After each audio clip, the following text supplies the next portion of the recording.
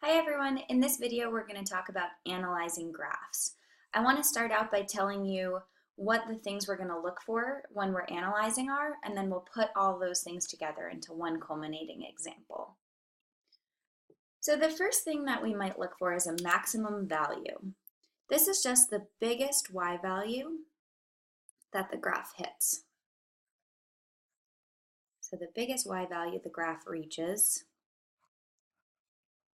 So if we look at this picture, well, the graph is going up, it reaches a top point, it goes down, then it keeps going up higher than it did before. And so the maximum point is this one. The maximum value is 3. So there are two different ways we could think about it. We could write the coordinates of maximum point, and that would be 1, 2, 3, 4, 5, comma 3. Or the maximum value is just the biggest y value, so that would be 3. Another thing we could study is called a local maximum. This is just a high point, or you could think about it as a peak, the top of a mountain. So we have, as we look at this graph, here's a peak, and here's a peak. So we could look at the coordinates of each of those. Let's say this is at 2. So then the local maxima, that's just the plural of maximum, are at -2, 2. That's this peak. 0, 2. That's the middle peak. And 2, 2. That's the rightmost peak. So in the first example, this is a local max, because it's a peak, but the actual maximum value is the one to the right. So there's a distinction between the biggest max, and a local max. A local max is just any peak. And we have the same concepts for minimum values. So the minimum value is the smallest y reached. So if we look at this graph, we go down, we go back up, and then we go down even lower. Maybe this is at -1. So the minimum value is -1, and this is the minimum point.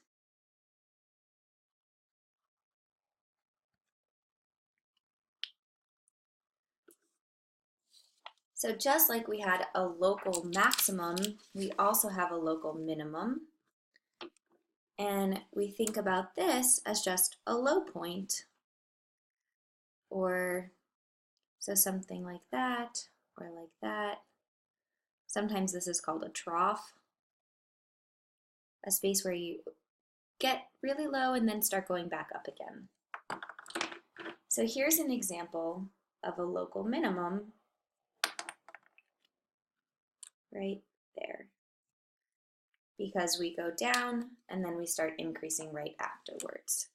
So the coordinates are going to be 0, 1 for this local minimum. Even though it gets lower eventually, it's still a local minimum, because if you looked right in this area, it would look like the lowest point, right? This looks like the lowest point if you're looking just at that piece of the graph. Another thing that we look for, and this is particularly important when you get to calculus, are intervals of increase and intervals of decrease. An interval of increase is the x values over which the graph is increasing. So if we look at this example, the graph is increasing here.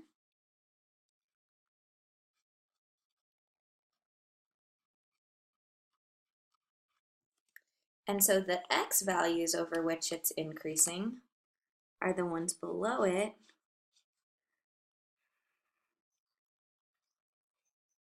So this is the interval of increase. We use the x values where the graph is increasing above it. So we would write this in interval notation.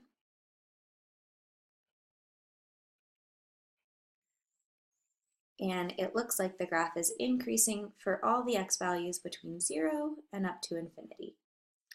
I didn't include 0 because right here it's not clear if it's increasing or decreasing. Similarly, an interval of decrease is defined as the x values over which the function is decreasing. Sorry, that should have said the function. So over which the function is decreasing. Decreasing just means going down as you go to the right. So if we look at this graph, it's decreasing here. But the interval of decrease would be these x values.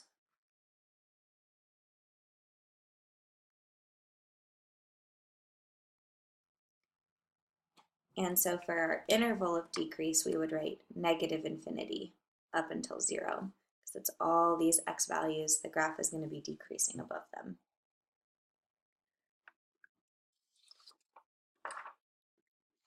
And then these you've probably seen before, so we'll run through these characteristics pretty quickly. The graph being positive just means positive y values.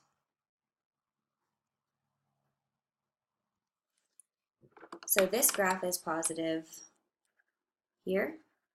That's where it's bigger than 0. And so we would say it's positive. So in this example, positive for x greater than 0, or in interval notation, it would just be 0 to infinity again. Similarly, the graph is negative when the y values are negative. So this would be negative y values.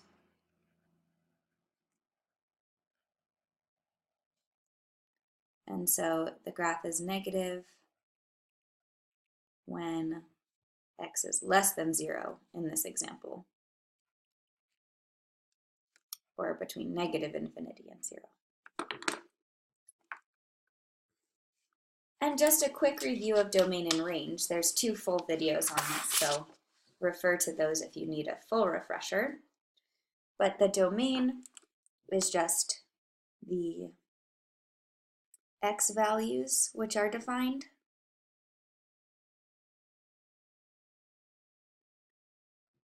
So we find those by just looking at all the x values that have y values attached.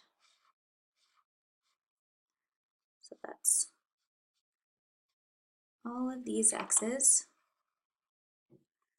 So we'd say for the domain, negative, or sorry, not negative, it starts from 1/2 and goes all the way up to 7, but we don't have y values attached to any of the x values before 1/2 or after. The range is the y values that the graph reaches.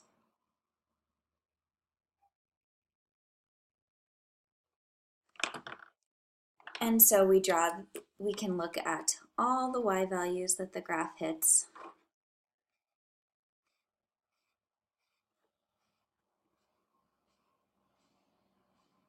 And that gives us the range.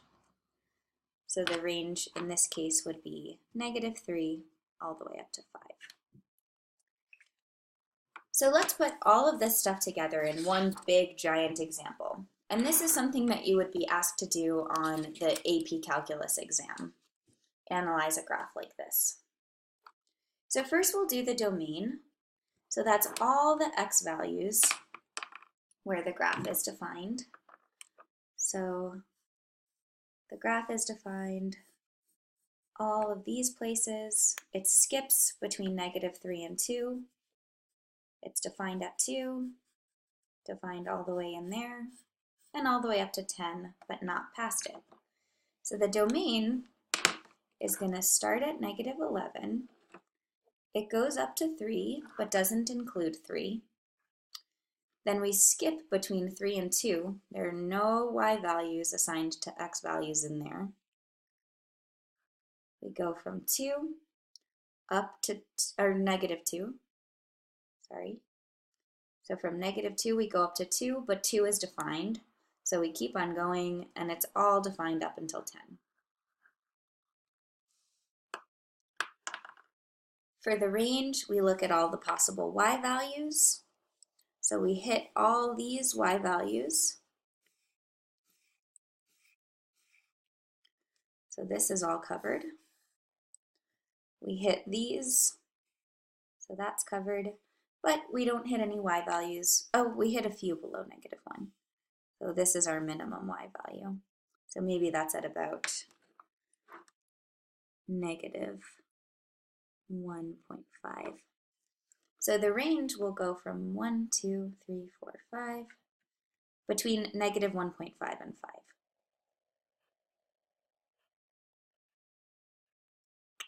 Actually, we hit even more because the maximum y value is all the way up at 6. So we hit these as well. We repeat the ones in between. So it should be -1.5 and 6. The maximum value is the high point on the graph. So that's this one. We just saw that that maximum value was 6. Local maxima are peaks. So there's our only peak, and that occurs at -8, 5.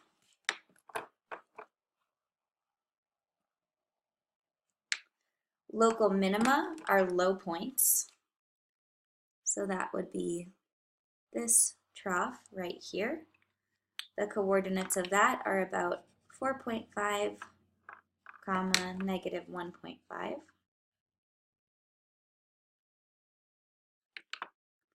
The minimum value is the lowest point on the graph, the lowest y value, so that's going to be -1.5 again.